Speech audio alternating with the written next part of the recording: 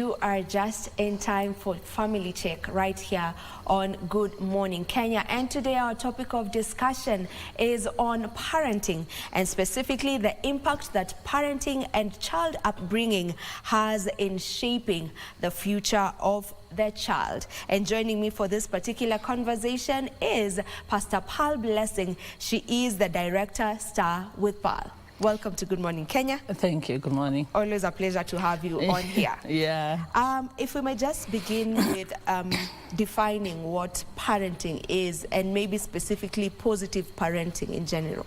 Okay.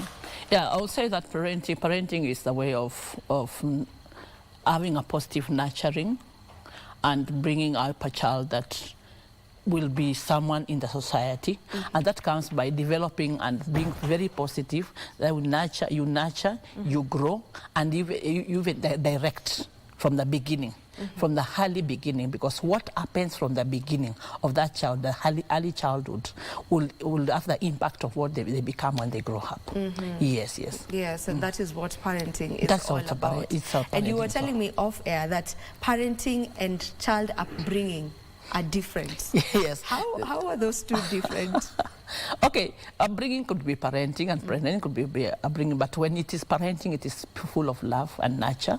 But there is that upbringing that you just want to prepare someone to just a very short time and release them to the world, to become a citizen, which is just like a package. And exit from, you are here, I'm preparing you, you walk out as early as you can and become who you should be. But when it's parenting, it comes from child, and even when they are adult, from childhood to adult, you still have to nurture. Okay, yes. So upbringing is where maliza ukisonga after it's like it's a package, and you have come, you have to educate you, feed you, clothe you, and put you out to become a citizen. Okay. That's an upbringing. All right, because of the time that we have, I want us to tackle the styles of parenting, and I want us to go through, there are 4 styles. I want us to go through each style, just to see maybe which is the best way in order to bring up a person who is of impact to the society in a positive way. And I want us to begin with the authoritarian style of parenting. Yeah, authoritarian style of parenting it's more of a military kind of parenting, where you find that the parent speaks, and what they say, that is the way, and there's no question, you have to go, and this is the way. So you find that when you give rules, those rules cannot be broken. There's no question. The child does not ask any question. They just take directions and move. And this kind of parenting, it can cause a child to be a very well behaved child, but they don't have decision making. You find that they know how to be told this is the way, and they do it, and do it very well. Discipline, which is physically like even a room. There's a room with many children. That child will appear like behaved, because they hear, they follow, they take instructions. But that child is destroyed inside because they don't know how to make a decision.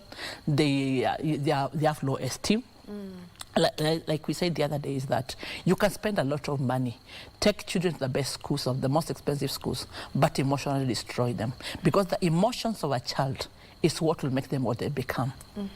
So you find this kind of a child will be maybe in future cannot be a good leader, and if they become a leader, they become authoritarian leader. Of course, they will never be someone who can make a decision on their own, and they are not strategic. Like you sit and say, I want to have a plan and bring it out, because they always known to follow what is given. And they don't explain why things are the way they are. You know, they put up rules, and you don't even explain why these rules need to be there. In their house, there have been no room for them to ask questions. There is no room for questions. You just follow what is said.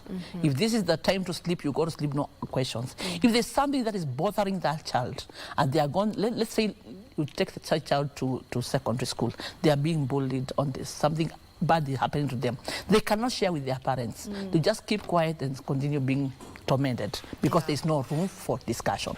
So it's good to have that room so that people can be able to talk. Okay, that's the authoritarian. I want us to go to the next style, which is authoritative. Yeah, authoritative is also good, but it is different. The difference between authoritative and authoritarian is that this one is more of nurturing. There's room for discussion. There are rules set you set rules and you say this is the way to go, but there's room for discussion. There's communication between the parent and the child. There's that you can sit and talk and say what do you think, but still there are rules, which you cannot break. But you have room even also to have communication, and you can also make a decision, which also causes child to become have self-esteem and to become very healthy emotionally, because it's all about emotions. What we do in our children, however much we invest in them, let us work on their emotions. So the emotions of this particular child could be healthy, because although there's the discipline and direction, but there's room for discussion. Yes. So the difference between the authoritative and authoritarian is that in authoritative, there's some democracy. There's democracy. You know, you're allowed to ask questions. You can sit down and talk about things. You know, compared to the authoritarian, where it's my way or the highway. This is in fact, way. Authoritarian, we can call it a friend. It's the issue of friends between a parent and a child, and that will call that authoritative now. So that will make this child to be a good leader, because they can be able to debate, they can be able to ask questions, they can be strategic. But the other one, they cannot. So it has a good impact. It has a very good impact on the child. Because this child is disciplined, but they also have these other skills whereby, you know, they're able to communicate. You know, the social skills in a child will grow because of the space that they are given. But if you close the space, even what is there, they can never bring it out. Because as we say that there is what we call a job and a skill. So what is a job? There's a job and work. Work is what you are meant to become, your DNA, and what is in you. But it can never come out if you don't have space. So that's why even education. It is not go to secondary university to become, so that you become what you become. That's a platform you get, so that you can know how to express yourself to people and become what you're supposed to be. Education is purely about platform. However you go to either masters or whatever it is. So if you don't have this kind of discipline, however you get a PhD, you get a whatever you get, if you do not have social skills and also the emotional part of it, and also low esteem, you find there are things that you'll never be able. So we are preparing these people to come to the marketplace and to be able to express themselves. So how do we do this? This authoritarian is better than authoritative is better than authoritarian. What about the permissive style of parenting?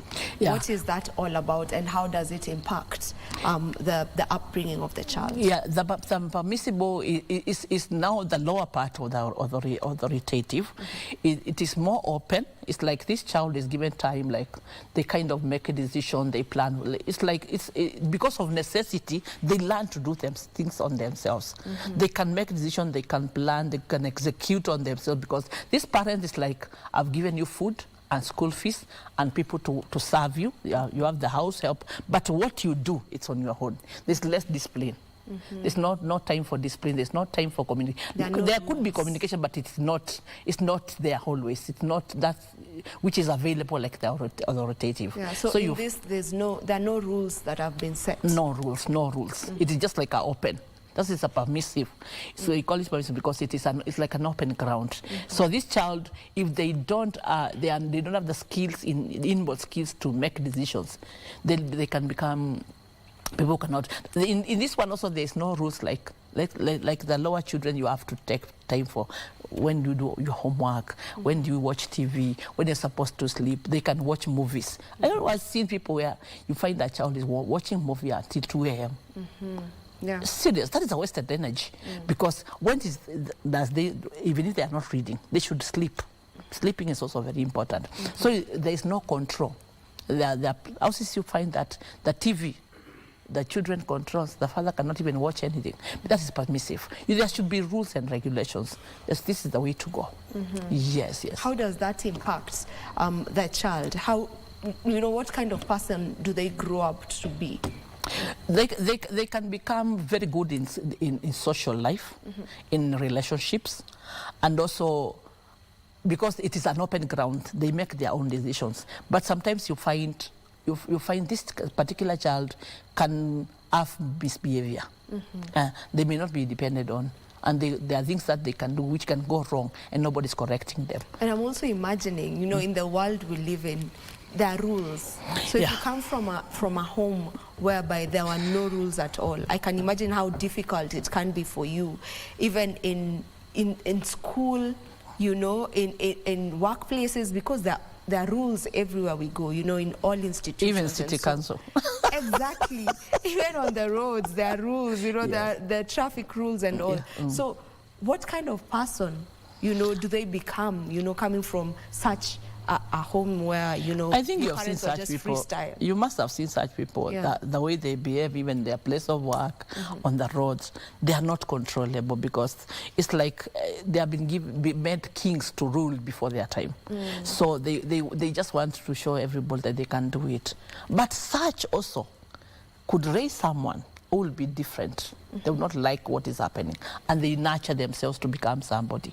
But if they are left and they just, whatever comes, they watch every movie which guides them, that person will be a problem, because they cannot follow any rule. That's you find them, we have them filled everywhere. Yeah. Sometimes the parents who go for this type of parenting rather, is mainly parents who want to create this relationship with their child whereby they are friends. They know that, you know, mom never tells me no, you know, mom is just my friend, daddy is, you know, my good friend. Is it dangerous? Because at the same time, we also say that parents need to be friends to their children, so that they can open up to them. Yes. But just where do we draw the line whereby it's not now too much of freedom for them? I will suggest, okay, people have different views, but I will suggest that the rotative, because it gives room for discussion, gives room for direction, but also there are measures. There's room for discipline. This is the way you can't go. But when there's a need, you can always come to me. And they're open, the ground is open. You can ask questions. You can also let me tell you, some of the things that you are bothering yourself with, maybe you have a child who can be able even to guide you. So if you have an open plan and have a friendship that friendship is very important.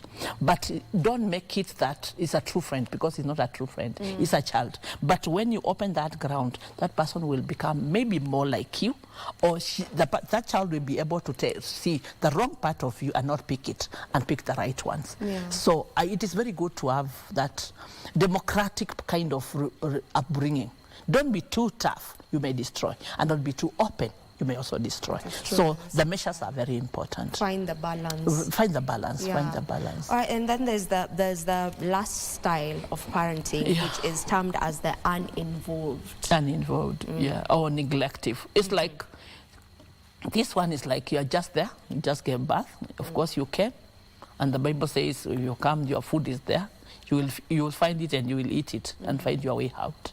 So this kind of parenting, you find that they will provide what is required. Yeah, the basic. They are basics. They will do whatever is required, but they will not involve themselves. There's no direction, there's no discipline, there's nothing. It's just a child has come in their own world, but they are in the house. And that's why I was saying earlier in our even offline talk, that you find sometimes there are parents that parent, distant parenting, which are more good than the parent that is positive, is on the ground.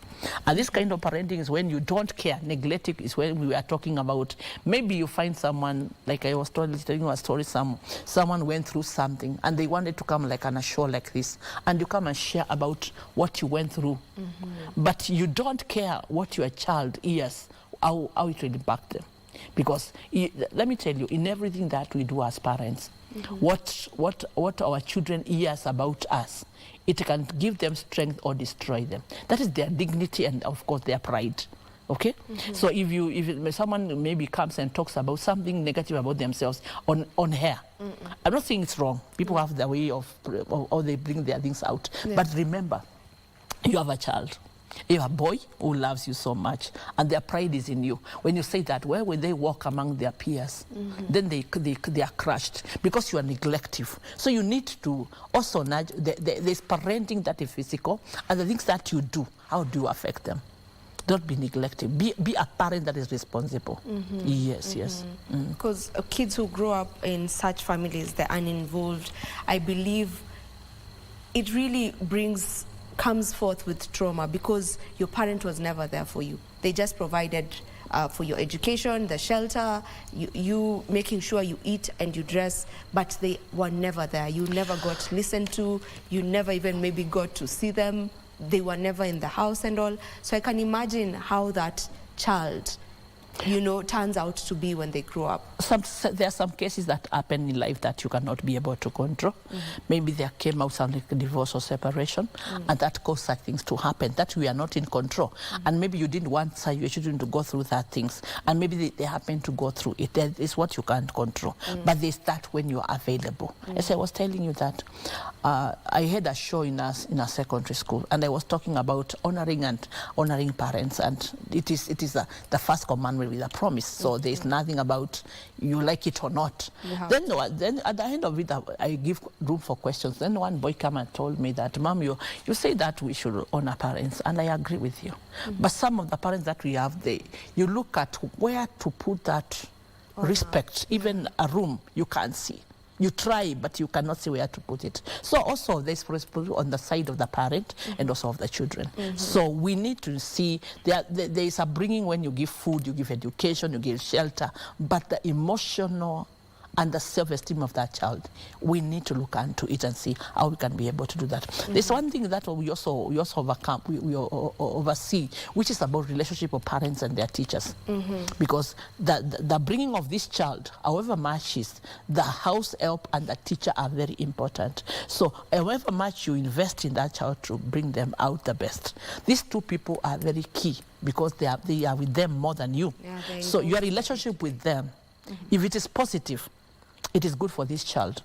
And they may go through something that will never tell you, and that will destroy them the rest of their life, and they will never talk about it. But because you didn't go have a good relationship with the teacher or the house help, you destroy them. So it is very wide. Parenting is very wide. It is very wide. And as we get to wind up with this conversation, there is something that I would not love for us to finish without talking about. You know, the issue of caning. Using the cane to beat the child.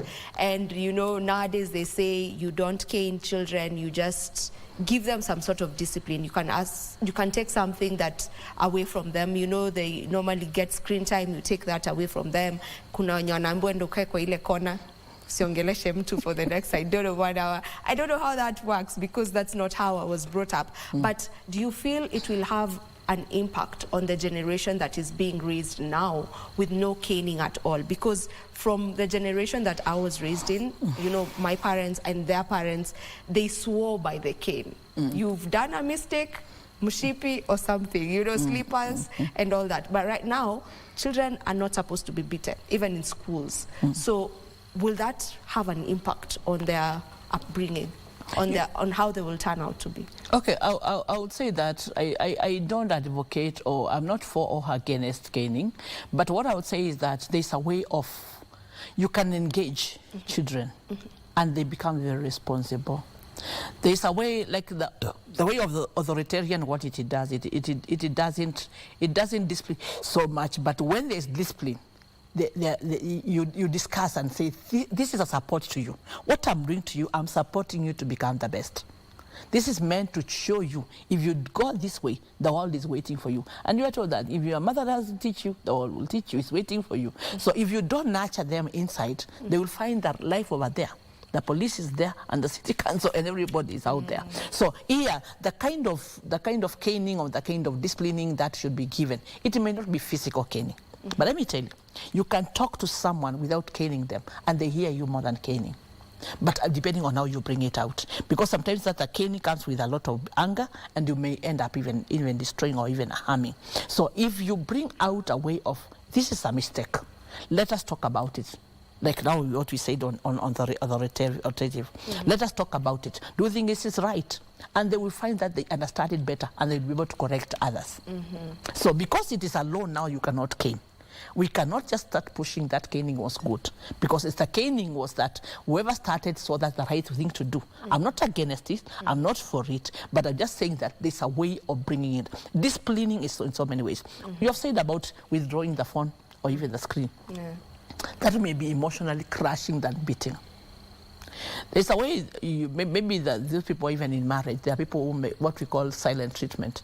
You may not be caned, you may be doing, but someone keeps quiet, destroying you than even talking to you and being arrogant towards you. So it is the way of how you communicate. Dialogue is very key. And let me tell you, children of now, even a child of 5 years, the reasoning that they have, at your age, you could not be having it. So if you bring it out and show them this is wrong, and now what I'm doing is just to correct you, that you become better after this, they will be able to know. So dialogue is very key. And of course, the platform, because if you are making noise around yourself and all that, and you come try to, already their emotions are high. So you make sure the platform is conducive for the discussion. Okay. That's my thought. All right. Yeah. So the best way to go at bringing forth, you know, responsible adults in the future is just allowing for that room for conversations and dialogue, as you have put it. Yes. Thank you so much, Pal, for joining us. Yes. Thank you for shedding light on this particular conversation. I believe that someone out there has really gotten a thing or two from it, and that is where we end Good Morning Kenya for today. Thank you so much for tuning in. I believe that you have heard of those different styles of parenting, from authoritative, authoritarian, permissive, and uninvolved, and it is all upon you to decide the way that you want to bring up your child. My name is Vivian Degwa. Until next time, do enjoy the rest of your viewing.